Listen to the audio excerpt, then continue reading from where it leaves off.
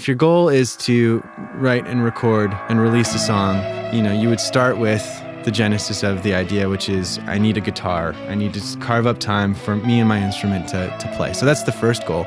Then the second goal is, I need to finish the song. And then the third goal would be, I need to play that song for my band. Fourth goal would be, I need to lay that guide track down, or I need to record it live, decide how I'm going to do it.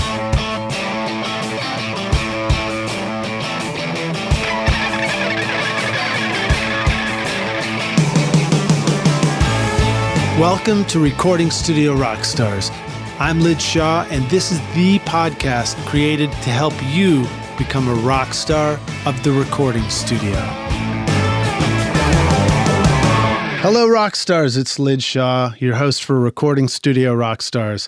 I created this show to introduce you to real-world recording professionals, to hear their stories and learn from their experiences so that you can take your records to the next level and be a rock star of the studio yourself. My guest today is Nick Bullock, a musician, teacher, producer, songwriter, and music blogger. Nick has been an educator in music as well, founding a successful music school in Ithaca, New York, before moving to Nashville, Tennessee, and while playing and recording music with his band, The Sound Awake. After years of running his business, playing in a band, and producing both his own records and others, he made a leap of faith and moved to Nashville to pursue his larger vision for songwriting and recording. With his move to Nashville, Nick decided to focus on his own music. He built his home studio and began to rehearse, write, and record with a passion. In 2015, he launched an intense studio project with his band called 52 in 52, where he committed to writing and recording 52 songs in 52 weeks. That's a song a week, if you guys didn't get that, for a year. Nick's intense journey has produced some stellar recordings, a blog, and also led to new productions with new artists. I am super psyched to be here at Awake Studios, Nick's home studio, to speak with Nick and to learn more about the process of creating on such a high level. Nick Bullock, thank you for joining us on Recording Studio Rockstars today. Are you ready to rock? I'm so ready to rock. Dude, I know you are, man. So, hey, I'm just recovering from a cold this weekend, so I apologize for the smoky voice going into this. I've done a little bit of an introduction. Can you tell us more about yourself and what you're into? Yeah, sure. About 2.5 years ago, my family and I moved down, my wife and I moved down to Nashville and started this studio, started working with other clients and mixing and producing records and doing whatever I had to do to make ends meet. I sold that school before coming down here, and that really sold that business, I should say. That let me kind of get a head start, and I was just go out and meet as many people as I can. That's how I gathered some clients and some artists to work with. And then a year ago, just decided to start and embark on that insane journey of writing and recording and releasing all 52 songs, and really just for the need to grow and for the need to kind of put myself through the ringer a little bit and learn whatever it was that I was supposed to learn from that process. So let's not jump over it too quickly, too. I mean, The move for you from another city to Nashville, that's sort of like a classic storyline that we hear about in Nashville. Can you tell us a little bit about that? What did it mean for you to move to Nashville, Tennessee? Yeah, well, definitely a leap of faith. It meant that I spent 10 years on the road touring and playing in a band, singing my own songs and kind of like co-singing in a band. And when that ended, I just kind of went straight back to teaching guitar lessons or whatever, and that gave birth to the business, my own kind of school of rock up in Ithaca, New York. And my wife and I just always wanted to move to a big city, always wanted to be a small fish in a big pond, and just kind of see what I could do, see what we can both do as a family. And when it came time to move, it was either New York, LA, or Nashville. And we knew that we wanted to have kids and wanted to buy our own house. And so that pretty much crossed off the list, New York and LA. So we came to Nashville. So why New York, LA, and Nashville? What's important about those cities? Music capitals. So that's where all the industry is. That's where people do really creative things in the field that I've always made my living in. So did you feel like it was important to move to a city that sort of had an industry built up around music? I mean, does music not exist in other places? No, of course, of course it does. But for me, I really wanted to be surrounded by other people who are doing it professionally. And I think on a level that everybody's kind of investing in their career. I think it just happens differently here. I mean, I was a professional musician in Ithaca for 10 years, and that was great. But there wasn't the clientele base that I would be able to make, good enough living to provide for my family. And I knew that I didn't want to just teach lessons anymore. There's nothing wrong with that whatsoever, but I'd done that since I was like 17. And at 32, when we moved here, I was just kind of over that part of my life and wanted something more. And I was the guy I was kind of the tinkerer in the band, my old band with recording. And at one point in time, we spent a boatload of money on a record. We were never going to do that again. So we bought all of our own gear the next record. And I was kind of part of the de facto team of, all right, what happens when you move the kick drum an inch over, kick mic over here an inch, or what happens when so I was always really curious about that stuff. And that was because you guys had started for the first time recording yourselves instead of just going into a studio and letting somebody else do it? Yes, correct. Yeah. So we started tracking our own stuff. And that led to questions about, we'd have somebody else mix it, but we'd be present and I would be asking I was the annoying guy in the band asking the mix engineer, well, what does this plugin do? Well, what do you recommend? Well, what are you doing now with the EQ? Why are you cutting, everything below 30? What does that do? Whatever the questions might be. So I was kind of that. I've gotten in so much trouble for doing that. Yep. Luckily, everybody I was dealing with was super patient and lovingly gave me answers to my questions.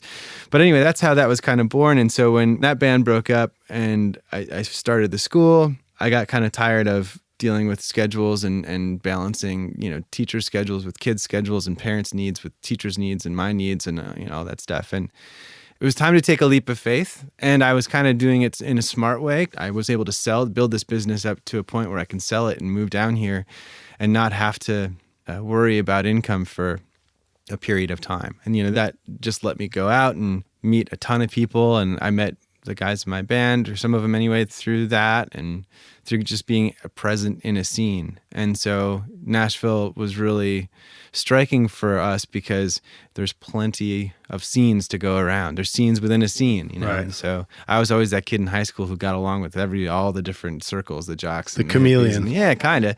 And so it's really, I feel pretty comfortable going and saying to somebody who I just saw play, man, that was awesome. That was incredible. Nice. Who are you? Nice to meet you, Nice. Well, so Nick, to start us off on the interview here, can you launch us with an inspirational quote, something to kind of get us inspired? Sure. I'll go with Albert Einstein. Imagination is more important than knowledge. Okay, cool. Right on. So what does that mean to you? What does that mean? Yeah, that's a good question. I think that when you are if you're in a creative field, there are a lot of people out there and there's a lot of tutorials out there. There's a lot of things out there and resources that will tell you how to do something right and how, what's wrong, what's right, the best way of doing something or whatever. And I think at the end of the day, whether I'm working with myself and my band or if I'm working with an artist or I'm mixing something, imagination is key. Being creative means you're not supposed to do what everybody else does. And sometimes that originality can be really scary for people or it can be really scary for clients that I'm working with and for myself too sometimes. But I really think that that's where imagination is where the genius lies in all of us. And so I don't know, why be safe? Why do something that is not creative? Why do something that is written in a book that tells you exactly why? It's not that there's not great wisdom out there. Of course there is. And these are all resources that I use and everybody uses. But at the end of the day, it's got to come from your own craziness, your own head, whatever's going on in your head and your heart. That's the important stuff. Yeah. And the cool thing about that is imagination comes from within. It's like Totally. Truly and honestly what you thought of. Yeah. So, but let me throw that back at you. I mean, you started a school, Yep. You also moved to Nashville to, in your words, to surround yourself with like-minded musicians and opportunities. How can you comment on the value of learning through a school system? And also, how can you comment on what about for people who can't move to a music city or who might not really want to do that? But, do they still have opportunities to learn from where they are? What about online? What about surrounding yourself with like-minded people?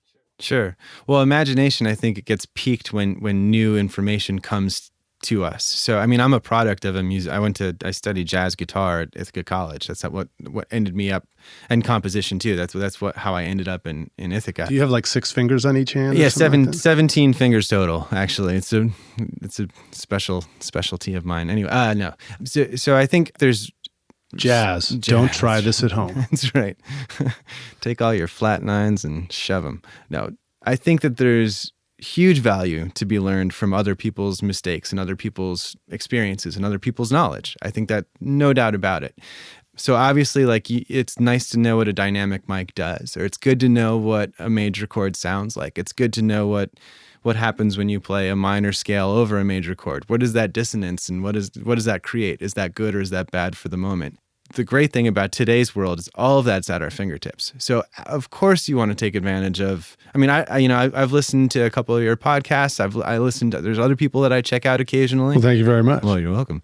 There's other people that I check out occasionally too. There's a wealth of information out there. So I'd be silly not to take advantage of that. If you're in a position where you can go to school for something, I had great teachers growing up playing guitar. It's the only reason I passed my audition going into college. And that's the only reason I was in a band. And that's the only reason why I ended up moving to Nashville and making records. It's all part of the lineage of my story. So, of course, you want to take advantage of every possible thing you know that's out there, as much as you can anyway. And then you use your imagination to say, well, cool, now I'm going to do this with what? It's almost like the imagination is the action required from that knowledge that you gain. And you can do that anywhere. For me, it made sense to move to Nashville because I have there's part of me that, like, I love a good challenge. And so moving to a big music city like New York, LA, or Nashville it's a risk. I was in a position where it made sense for me to do that. But you can, there's tons of interesting music that happens all over the world. So, yeah. Well, so now speaking of risks, you've taken a pretty huge risk this past year, and we're going to get into that in just a minute. But let me ask you, which is the 52 songs in 52 weeks. But let me ask you about your learning process for, here we are standing in a magnificent home studio that you created. You've created this world for your ability to record your own music, record other records. How did you learn what you know about recording? I mean, you talked about doing it with your band. Have you also participated in online learning to learn more about recording?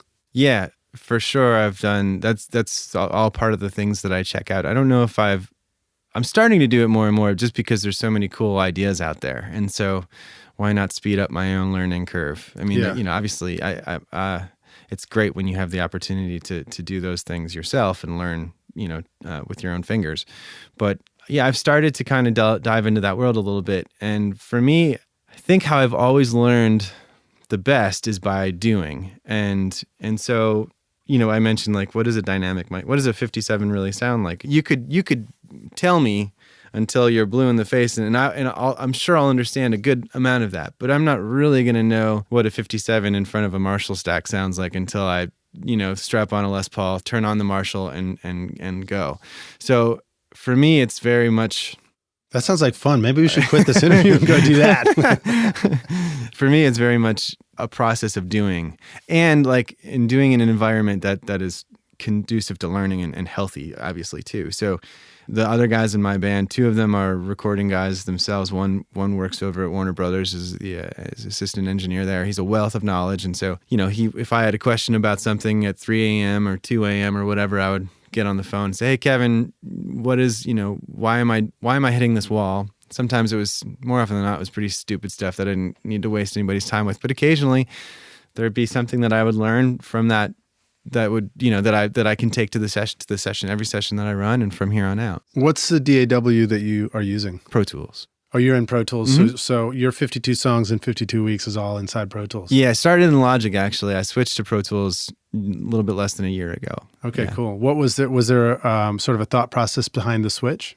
No, my experience is that Logic was a little bit more difficult for editing than Pro Tools is a little bit easier for editing. And this seems to be a Pro Tools town more than anything else. And so just for ease of moving sessions around, if I get something that's produced and I'm mixing in town, more often than not, it's in Pro Tools. So yeah. Have you found that Logic is a great tool if you're going to use instruments that are kind of inside the box?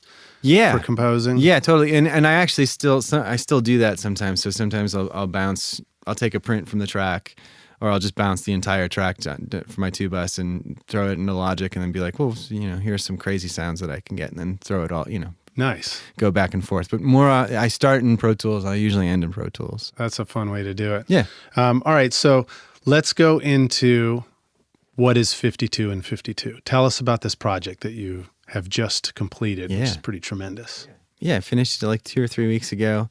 52 in 50 was 52 songs, written, recorded, and released in 52 weeks. And when I first started it, I thought that I would be able to stick to that schedule, and inevitably by the end, I wasn't able to just release one song every single week for a variety of reasons. But by the end of the 52nd week, all of the songs were done and released for free on my SoundCloud page. Wow. Yeah. And so a couple of things. One is talk a little bit about the power of setting a goal like that and what that's all about, the challenges. And two, talk about the power of, despite the fact that you didn't meet some of those goals, why it still works. Man, the power of goals. I could talk all day about that stuff. I think holding yourself accountable is one of the hardest things, but also I think one of the most important things to do just in general for myself. I'll just speak for myself.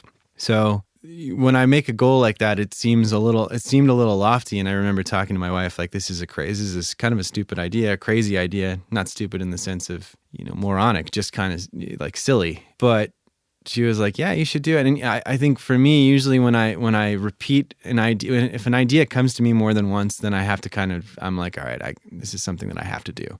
It's a higher power. It's the universe saying, hey, Nick, you should pay attention to this idea because it's here for you. So when that happened, I had mentioned to my wife a couple different times, like, yeah, I've got this idea. And she's like, you just got to do it. So I think that goals, of course, they build confidence. They, when you reach them, they build confidence and self-esteem. That you learn from them. You learn from the trials and tribulations as much as the successes, or if not more. And for me, it's part of my everyday life. I've always been self-employed, so goals are like it's just part of who I am. Definitely very goal-centric. I think that's a good thing. You have to be a little careful because you don't want, my goal is not necessarily to get signed by Sony Records and have a $1 million, upfront payola. That's not my goal, but my goal, big goals, and I break them down into smaller goals and just kind of working backwards. And anyway, that's goals in general. And for 52, that's good stuff. Don't skip over it. Okay, so it's always good to, for me, I have a 5-year goal, and let's say the 5-year goal for me is to get. Well, actually, I'll be real specific. There's a set of 10 songs out of the 52 that I think would be perfect for Asthmatic Kitty, which is a record label that Sufjan Stevens started. The kind of real pop, orchestral pop kind of. There's 10 songs on there that I think would just fit perfectly in their catalog. They're just weird enough and just like poppy enough to kind of be in their catalog of artists. So I don't know if I'm going to reach this goal, but a goal is to have that record come out on Asthmatic Kitty. So what do I need to do in order to have that happen? Well, let's also begin. Where did that goal come from? Your imagination. My imagination. That's right. Totally. And listening, right? Listening to the imagination. You don't have to have somebody else tell you this idea or borrow somebody's. You just come up with it. And I'm sure a couple of people who are listening are probably like, smirking or laughing a little bit at because, of course, who doesn't want to be on a record label who's making it? That's a sign that it's a good goal. Probably. So once I listen to that voice and not be afraid of where my imagination is telling me to go, then you start working backwards. So who do I know that might know somebody in that camp? What can I do what do they need to see in order for it to even be an option? Like what do I need to do in order to get my own business stuff kind of in order for them to say, oh, okay, well, this is obviously somebody we should take serious. And what are the different parameters that they're going to look at that would cause them to sign an artist, especially if I'm not, best friends with any of their top people since we are, childhood friends or anything like that. I'm a stranger. So what can I do to put myself in a position to succeed for that goal? So that's smart thinking, when you're creating stuff. I know in business, if you're creating options that you want other people to pay attention to consider the ways in which those options might, solve the needs of those people that you want to pay attention to, it is a smart way to go. I wonder, what are your thoughts on how that applies to creating music and hoping somebody will listen to it? Yeah, so it goes back to that philosophy that I had talked a little bit about imagination in the beginning, and I'll put it a different way. Just for myself, I'm super bored with playing it safe. So I don't come at if I'm producing my own stuff or if I'm producing another artist. It depends in part on what kind of record they want to make. If they want to make a record that's in the vein of Justin Timberlake or in the vein of Justin Bieber or like a Madonna record, then that's obviously going to have different creative parameters than if they want to make a record like Chris Stapleton or something like that they're just two different beasts. But that being said, that almost doesn't matter. I'm just not interested in playing it safe, which doesn't mean take away from the commerciality or the commercial potential of the end product. I'm not saying don't pay attention to that, but it's really like why would you create a mix that just sounds good for everything? Why not dare to do something a little bit different that's going to bring out something unique in that recording? So do you feel like by being true to yourself creatively, by listening to your own imagination, you're actually being most respectful of the listener? Because if they like it, then they're going to really like it because they appreciate that. And if they don't, well, then it wasn't your listener. Right, 1,000%. Not everybody is meant to be Justin Bieber, and thank God, right? Because that would be a pretty boring landscape of music. And actually, I really like his last tracks. I'm not talking smack about him, but I have a Justin Bieber notebook in my little carry case for this. Yeah, I don't know. Pop music is interesting. Well, let me jump to a little challenging question here. Tell us about a story in making 52 in 52 weeks that was a failure point for you that was important, became a real learning experience. I think the best one that pops to my mind for that would just simply be letting go. So I got through week 26 of release. I got halfway done of releasing a song every week. A massive achievement in itself. Sure. 26 yeah, it felt great. And then my son was born. So we had our first child. Hold on, let's just repeat that. What happened in the middle of trying to do 52 songs in 52 weeks? The biggest challenging thing that you possibly could have done that could have been faced with many, many obstacles along the way. What was that thing that happened in the middle? We had our first child. Impressive, man. Really impressive. So when that happened, and we went from a 2-income household to a 1-income household. When that happened, there were certain life things that were just kind of needed to take priority, obviously. So I think the biggest, I don't know if I would call that like a failure. Yeah, wrong terminology, but a challenge. But a challenge. And like, I think this goes back to the goal idea. It's really important to it's great to have an end result in mind, but you absolutely have to be open to whichever way is opening up to you. So when that happened, I just kind of put the entire thing down and I was like, I think I still want to complete the challenge, because technically it's just 52 songs in the 52 weeks. It doesn't really, I can release 52 on day 364 and I would be within my within the limits. So I think in the back of my mind I was just like, okay, well, I need to reevaluate how I'm going to go about doing this, and I need to reevaluate if it's really possible. And so as we kind of time went on, we got closer, we got more comfortable with the idea of being parents and learn, it's a learned thing. You're not, they hand you the kid and they're like, here you go home. You can't stay here anymore. So after just kind of learning how to be a new parent for a while, my mind kind of went back to, okay, well, what am I doing with this project? Is it really worth the stress? Is it really worth? Is it a goal that you really want to reach? Yeah. Or keep pursuing it? Because there are moments where it sucked. Like there were moments where I'd be in the middle of... Tell us about some of those moments where you were just like, you just wanted to give up. Yeah, well, they happen more often than I care to admit, honestly. I imagine two versions, maybe some song failures and then some recording failures. Can you remember some song failures where you were just like, this is just a piece of shit. What am I doing writing this right now? My own particular... Yeah, that happened. I only really happened like once or twice. And whenever that would happen, I would just put it down. I would say, okay, I'm not meant to work on this song. Let me go back to that idea that I started last week. Maybe that's the avenue I'm supposed to be discovering right now. And I really do not have a precious thought about the music that I create. It's not that I don't think it can change the world. I just don't really particularly want to judge it. Right. I just, I want to make it as good as I can. I have to really like it if I'm going to release it. One thing that I'll say is everything that I released, I'm not necessarily happy with it all, but there are things in there that there's at least one thing in each song that I really like. Right, that motivated you to keep going with it. Well, can you tell us a little bit about your process of writing a song? Do you start with one thing, go to the next thing, go to the next thing?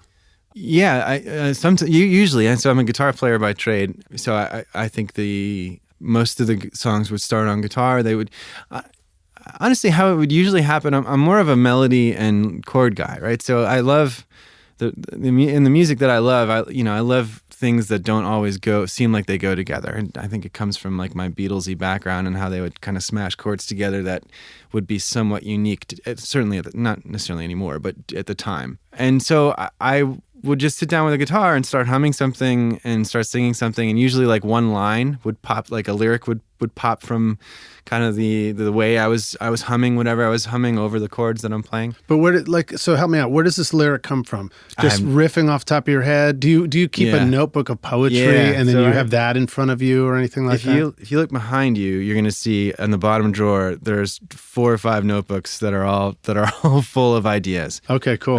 Some from and when does that moment happen for you in your creative process? Are you sitting out by a flowering bush with your notebook, or super not romantic? It's not. It's work. I really view songwriting as it's a craft. So not everything that I write has to be great. Not everything that I write has to be done. It just has to. You just have to do it. You just have to do it. So I would be in my living room sometimes with an acoustic guitar. I'd be out here plugged into my amp, like with the fuzz pedal raging. I'd be sitting down at the piano, and that was actually the most interesting section of the tunes that I wrote. What one thing that I would do is, for about 6 or 7 of the songs, there's a couple of records that I love of other artists, and I would literally lift the chord progression. I would straight up steal it. But what I would do is I'd sit down at the piano instead of playing it on the guitar. And I would sit and I'd start going on the piano. And inevitably, because my brain just thinks of the two instruments so differently, my hand would end up stumbling on something that was different than the song. And then I'd be like, oh shit, that's cool. Like I love this song. So a couple of points on that. If you lift the chords and the melody, then you might have some copyright infringement. Yeah. But you are more than welcome to borrow the chords of any song, literally, in it, anything. Just put them right in. And I actually just learned this recently. I hadn't really thought about it, but I believe that goes for the drum beats as well. I would imagine. Yeah. So very fascinating to think that you could grab chords and drum parts and use them any way you want.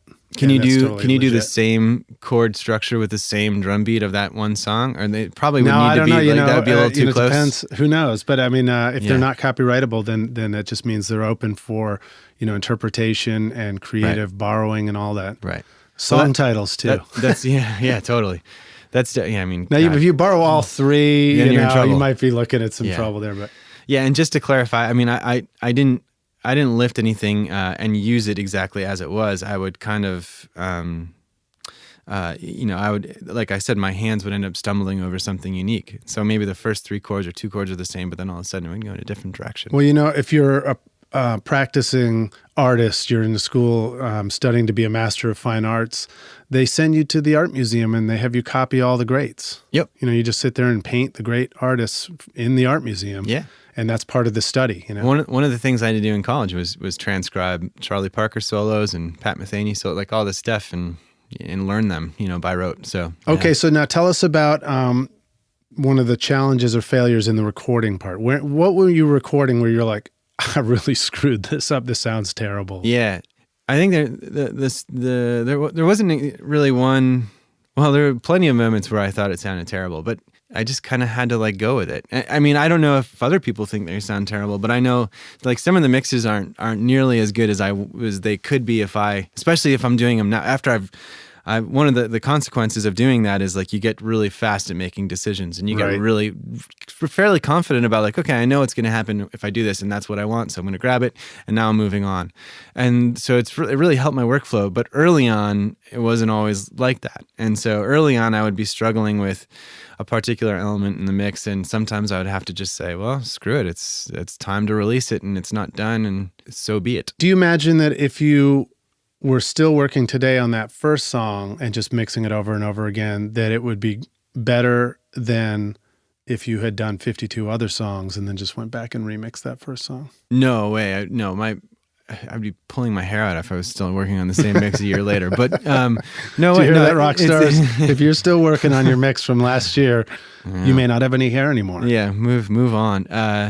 Come back to it. So no, I think if I were to revisit those early mixes now, they'd be way better, because I know, I've had plenty of time to marinate, and it's always good to take breaks. That's one thing I learned. You have to, even though in the midst of all the chaos of trying to finish up, go outside and... Did you set specific time frames around your work? I tried. Do you I'm in here for an hour today, 2 hours? Yeah, and then I'm done, yeah, no totally. matter what? Totally. My weeks would be pretty scheduled. I mean, they still are now. Pretty scheduled in terms of, and you don't always win at keeping a schedule on time or anything. Yeah. But I would certainly try. And yeah. I may be reaching here, but did you find that after you had your son and you're now a parent with a newborn, that you found you were more capable of producing more in these limited time frames than beforehand? Like, did you discover that what looked like a challenge and like, how could I ever possibly get this done, turned out to be more empowering than the other way around? Yeah, totally. I mean, obviously having a kid brings a whole set of new perspectives, but I just, in terms of a really practical thing, I have to get my work done faster. I had been giving myself an entire half a year of practice on top of like all the artists that I was working with, because, I produce and mix that's how I make my living. So on top of like a schedule out here of working with artists and mixing and producing and engineering and all that stuff, there was just a crap ton of work to fit in a 6-month period. And I got way better, way faster, There's a great, I'm sure you know it, Ira Glass's, thing, taste versus ability level or whatever. And there's a little 1.5 minute video or something online that's great. Yeah, we've had that quote on the podcast already. I'm Graham sure, Cochran brought that on when he was talking about the, I'm sure. You start out with a advanced level of taste. Yep. And the only way to get your level of ability of creating to match that level of taste is through creating a large body of work over time. Do the work. In essence, that's why I did it. I love writing. I wanted to be a better writer.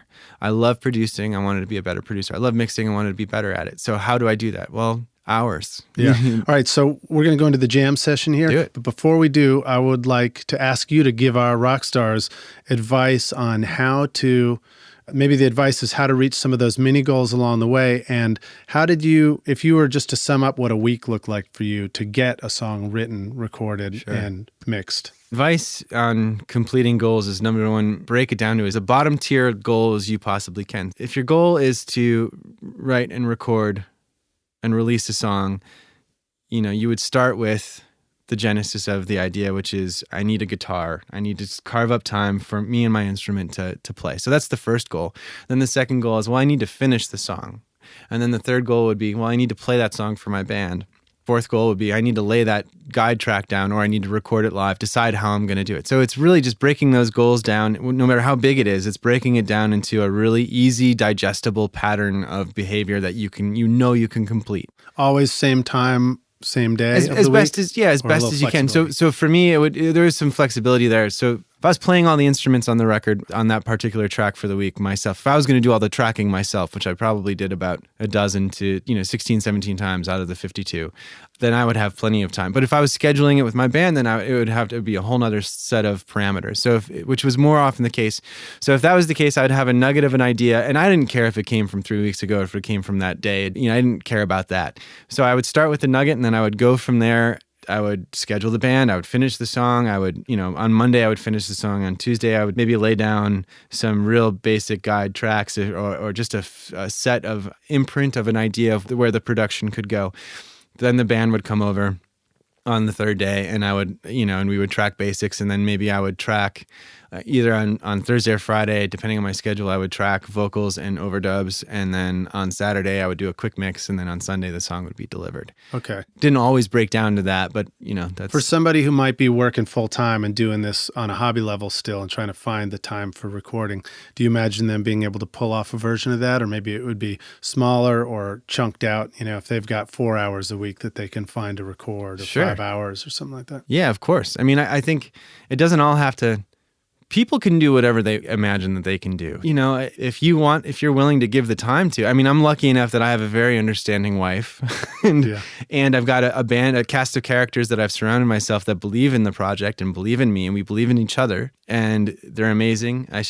Kevin Harper, Tom Elefante, and Greg Herndon are their names, and they're all Nashville musicians and great session guys and play in my band. Of course, somebody at home who only has 5 hours could do it if you're willing to. And you have to have a certain understanding that, your track that you're going to do in 4 or 5 hours is not going to turn out like, Adele's Hello. It's just not, because that takes a lot of time. It takes a shit ton of talent and a shit ton of time. There's no getting around. Right. It takes that body of work before you even get to Of course. Yeah. And even more important than the talent would be all the experience that leads and builds that talent, right? So, which is years of stuff. So as long as you understand that your job is not to recreate music as the world knows it, of course they can do it. That's awesome, man. Yeah. Well, we're going to jump into the jam session here in just a minute, and then we'll come back with some quick questions.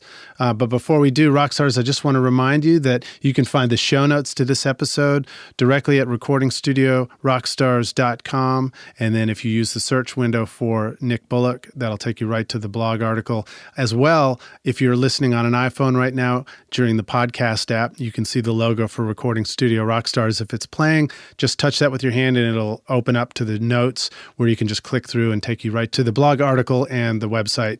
Also, I want to remind you that you can come join us in the Facebook group too. If you go to facebook.com/groups/Recording Studio Rockstars, you can just ask for an invitation there and I'll invite you into the group. Come say hello to everybody, throw in your questions, your answers, introduce yourself, tell us about your music and what you're getting into. We want to hear it. And then lastly, if you are on the website and you're checking out the article that goes with this podcast, there's a great chance at the bottom of that to leave comments and tell us what you think. Say hello to Nick, say hello to me, and thanks for listening. See you guys in just a sec for the jam session.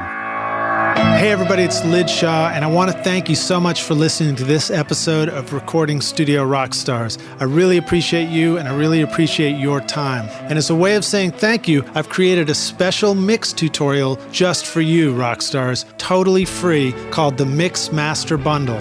With it, you get over 2 hours of detailed videos watching over my shoulder as I mix a song in my studio. Plus, I give you the free ebook that explains how I recorded the tracks. And you get downloadable multitracks so that you can practice your mixes, including the Pro Tools session file, using nothing but stock plugins in Pro Tools, all of which you would find in any other DAW, whether you're on Logic or Studio One or Reaper. Maybe you're struggling with trying to improve your mix technique, or maybe you just simply don't have access to multitrack files or can't record a full drum set in your studio. I wanted to give you a chance to create your own mixes from full drum kit, bass, and guitars recorded in my studio. The song is called American Winter, and it's off my instrumental record, Skadoosh, and it's all available for you totally free right now. All you need to do to get it is text Mixmaster Bundle to 33444, and I'll send it directly to your email. Again, that's Mixmaster Bundle with no space to 33444, or you can go directly to mixmasterbundle.com, enter your email, and I'll send all the files directly to you. Thanks so much, Rockstars. We'll see you guys in the jam session. Cheers. Hey Rockstars, it's Lid Shaw. I'm back here at Recording Studio Rockstars with Nick Bullock, and we are going to jump into the jam session. Nick, are you ready to jam? So ready, man. Let's do it. Cool, man. So when you started out in recording, tell us what was holding you back.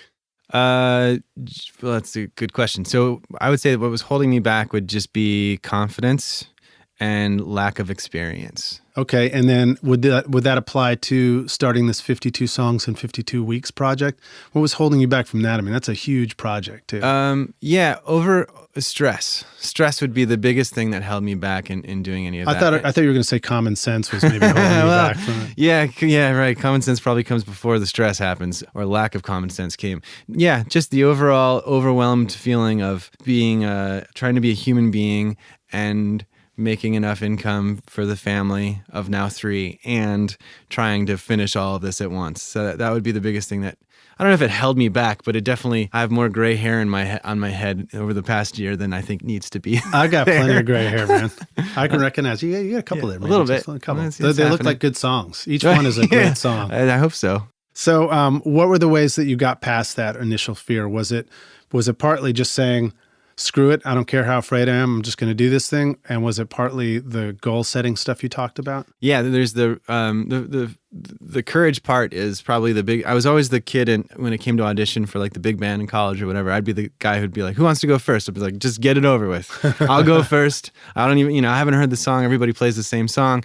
I don't know what I'm playing, but I'll do it. So I think in the beginning, it was just simply the fact that like I have no problem making myself look like a fool. And so whether it was asking questions of the engineers that were mixing my material when I was back in the band or producers, learning what asking all types of questions, like what does tape really do, and why does it sound? Where's that hiss coming from? Asking those, whatever. Just not being afraid of making a fool out of yourself. I think having the courage to do that, and because I guarantee you, every single person, no matter how brilliant they are, has felt the fool before. So it's just a universal thing that is just part of life, and the quicker you can get over that, the better you'll be. Awesome. Well, so now share with us some of the best advice that you received. Man, best advice. How to stay organized was probably one of the biggest ones. And just kind of like, I think my wife was really good at just kind of talking me down. And so just having somebody... You mean you're up on the cliff that says this song is no good and this recording and mix doesn't sound any good? What am I doing? This is a terrible idea. And having somebody in your corner, I don't care if it's your mom or if your wife or if it doesn't matter. Just How about a Facebook group like recordingstudiorockstars.com? Totally, right? having a brotherhood and a sisterhood out there for you to just give you support, I think is a huge thing, and just in encouragement, because in any creative process, an idea that is born that's going to be new and different has the potential to be great. And so if there is no support system for that potential great idea, it's just going to wither on the vine and die. And so it's really important to kind of surround yourself with people who are really there for you and really got your back. Yeah, because the best ideas, every single from Steve Jobs to Einstein to Mozart to John Lennon, every single kernel of new idea that they had was new to the world at the time. And I guarantee you, if they had been in a different position, there would have been somebody who was like, "That's a terrible idea. Don't ever do that. This is a waste of time."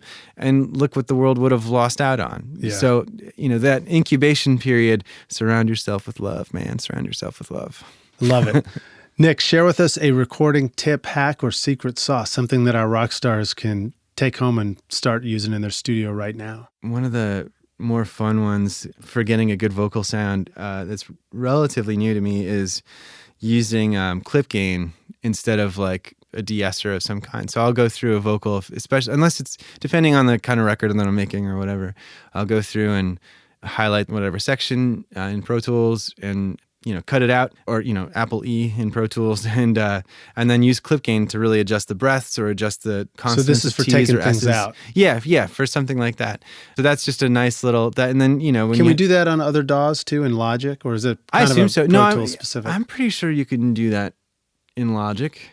Anything that has has that clip gain function, which I would imagine I've never used Reason or Cubase, but so just to point that out for you rock stars, clip gain means that you're gaining down the actual wave file on the screen before it ever hits the plugins and the processing and the fader and the mix. Yep. So that's why it's so effective, is you can just control the problem before it ever even arrives at your mix. Yeah, and it's a little bit of a softer thing than I think just riding the vocal the entire time too.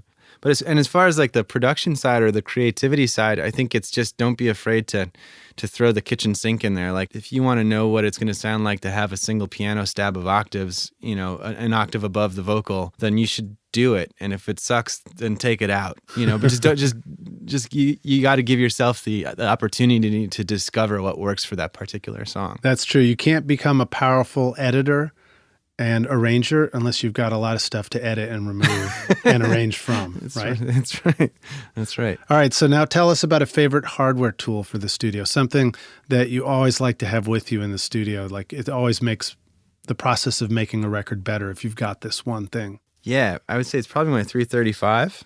Or my 64 Twin is one of my favorite go-tos. I'm really, I don't, as you can see, Liz, I don't have like a Neve console in here, so I do everything in the box. All of my investments, shall we say, all kind of stem from, especially I've had this affirmed recently in talking with my bass player Kevin. It all comes from instruments first. If you want, it goes from instrument to the microphone to the preamps to your whatever is going to, the conversion and all that stuff. All that sexy stuff comes after, but it's really those first three that I mentioned that are the most important in capturing a great sound. So the bulk of my career has been spent investing in those front three. So I love, my Wurlitzer is a beautiful piece of vintage gear. My piano, I know exactly what that piano does. I know, knowing like those things. So, but if I were to boil it down to one, it would probably my 335. Well, ironically, there's a difference between 52 songs in 52 weeks and what you just described as being powerful tools in the studio, because the process of writing a new song and doing a new recording and doing a new mix evolves your ability to handle all these things. And oppositely, it seems like sometimes just having a single piano in the studio and just learning how to record that one piano really well is better than having like 50 pianos. Oh, totally. Where you just like never really learn how to get the best sound out of any one of them. Yeah, for sure. My experience with the 52 thing too is that it's a little bit what I meant before about not being precious about stuff. Like I love limitations. So even when I'm working with the 52 stuff, I wouldn't sit there and take like 20,000 guitar solos if it's an 8-bar solo. And it's the same thing with the artists that I work with. It doesn't really matter. Like if you can't get it in 3 or 4, 5 even, like you probably need to go home and think about what it is that you want to do. And so working within those limitations, I think, is a huge gift to your creativity, because it really helps you fill the entire page with color as opposed to having an infinite amount of pages to just do, to draw one line on. I'm so glad you brought that up. And now I have to ask you, when you were doing 52 songs in 52 weeks, did you allow for much comping, or did you just explain that you really didn't leave anything for comping later? Would you record your 5 to 10 things and then say, I'll come back tomorrow and comp it? Or were you just like, nope, got to get it right now? For the most part, I was like, nope, got to get it right now. With vocals, I was a little bit more forgiving and want to take the time to really get, that's probably where I spent the most of my time. But for like drum editing and like there'd be very, very little. And for guitar, there would be next to none that I would do.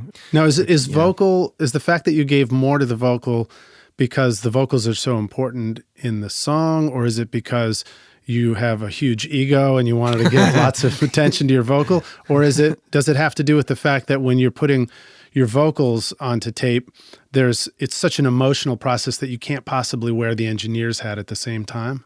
Yes, it's totally the last thing that you said, not any of the others. It's mostly I'm glad I put that one last. Yeah, really.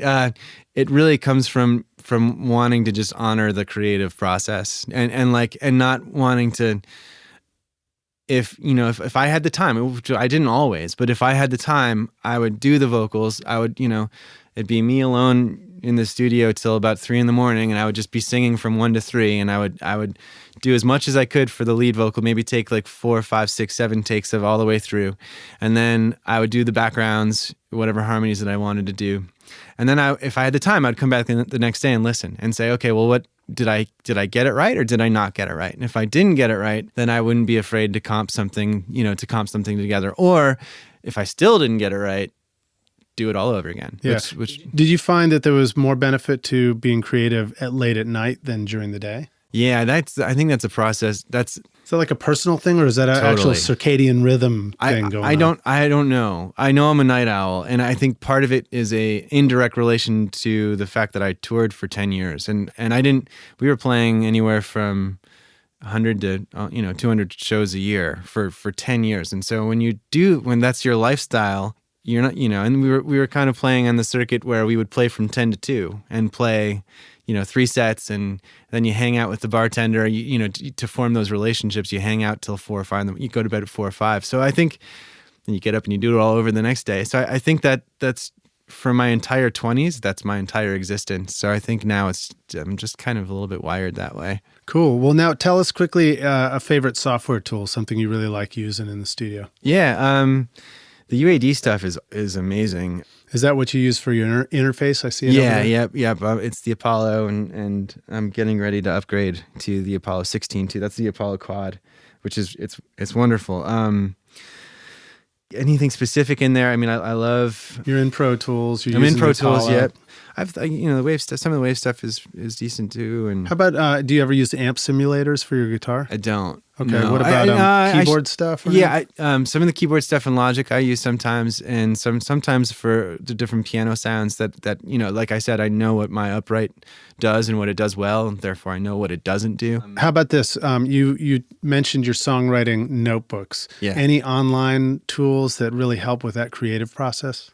Do you keep your notes online at all, or do you really just separate them, keep them away from the computer? I'm old school with that stuff. I write all that stuff out. None of it is in print or online. Yeah, and I don't have any super cool creative All right, answer that's for good. that one. That's good. Well, the Apollo and Pro Tools, those are two great Yep. ones. So let me jump to a resource for the business side of Sure. making records. What advice do you have? Any tools that we should know about? I mean, there's, softwares like Act. There's different. I just downloaded this app. Invoice to Go is an app that I just started using, which is kind of handy. There are different things as far as a lesson to learn. One lesson that I've learned in the last year would be to make sure that you talk to whoever is cutting the check.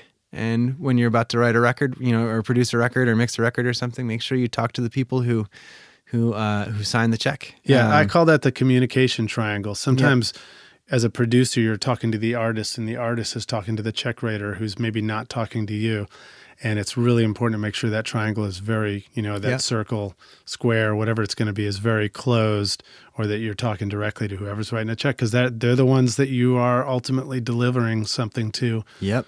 To get paid, right? That was a lesson I learned the hard way, and I even started to I got the band together. I booked dates and all this stuff, and I put in not hours and hours, but put in a day's worth of work into momentum building and getting excited. Not to mention the emotional. Oh, I'm really excited to do this, and then it didn't work out and it was nobody's fault or anything. It just didn't work out. They're like, well, I can write the check, but is it cool with you if I just backdate it to 2020? yeah.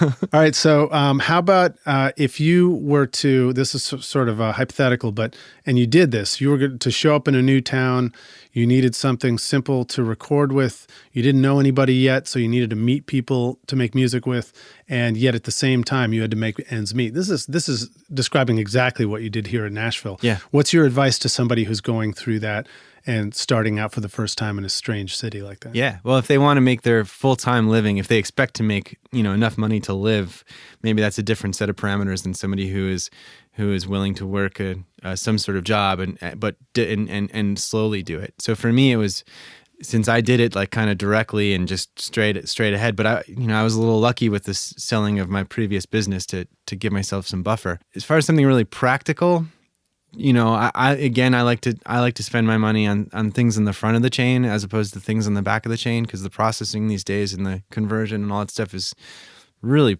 really quite good. So I think don't spend money you don't have to.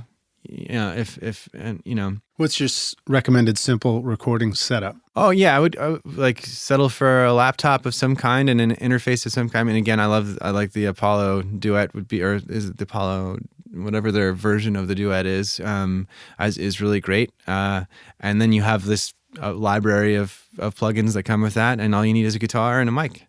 So right on. Really simple. All right, so now here's the big doozy of a question. Yeah. Nick, tell our listeners what they can do. What is the single most important thing that they can do to become a rock star of the studio themselves? Always be open to learning from anybody, and I don't care if if you're a full-time engineer and you have an assistant. Always be open to learning from anybody and everybody, because everybody has something to teach you. Do you find sometimes that when you are a little more expert that you still find you can learn stuff from beginner? Oh, of course. Tutorials? Yeah, totally. Somebody actually just hit me to a set of, I don't remember who they were, and I just went from totally 101 to the advanced Pro Tools, and I was and the 101 stuff was oh yeah, I've totally forgot about why did I stop doing that? Whatever. Learn with the beginner's mind, right? Yeah, of course. Yeah, and always have a mind of curiosity. I think that serves, and be generous with your presence. Nice, man. Well, so tell our rock stars how they can find you online and follow you and learn more about 52 and 52 and the Sound Awake. Yeah. The studio's website is awakestudiosnashville.com. And the SoundCloud page for the 52 and 52 SoundCloud page is soundcloud.com/Nick Bullock, Nick, and Bullock like Sandra Bullock. Right. Bullock. That's right, yeah. So the studio's Awake Studios. My band is the Sound Awake, and that's the soundawake.com, but I'm actually in the middle of rebuilding that and retooling all of that right now. So that's temporarily down, but you can also find me on Facebook and Instagram. Awesome. Nick, I'm going to invite you into our Facebook group if you don't mind. And Great. Then if it's cool with you, I'd love for people to know that they could just give you a shout out and say hello there. Yeah, totally. Would love that. That'd be great. Awesome. So Rockstars, if you have any questions for Nick, you can find him there and just reach out and ask him, how you can go about recording and writing 52 songs in 52 weeks yourself if you want. Well, thanks so much for being here, Nick. Really a pleasure to see you again and hang out with you. And thanks for being on Recording Studio Rockstars. Thanks for having me, Liz. We'll see you around the studio, dude. Sounds good. Thanks so much for listening to Recording Studio Rockstars. If you enjoyed the show and want to help make it better, please leave a rating and review on iTunes to help reach more people. You can click directly over to iTunes or go to recordingstudiorockstars.com/review for an easy explanation. And if you want more free content, all you have to do is text RS Rockstars to 33444. Again, that's RS Rockstars to 33444, and I'll keep you in the loop with articles, videos, and podcast updates. And I'll let you know about any upcoming giveaway offers, all totally free. Thanks for listening. I'm Lid Shaw, and this is Recording Studio Rockstars. Now, go make great music.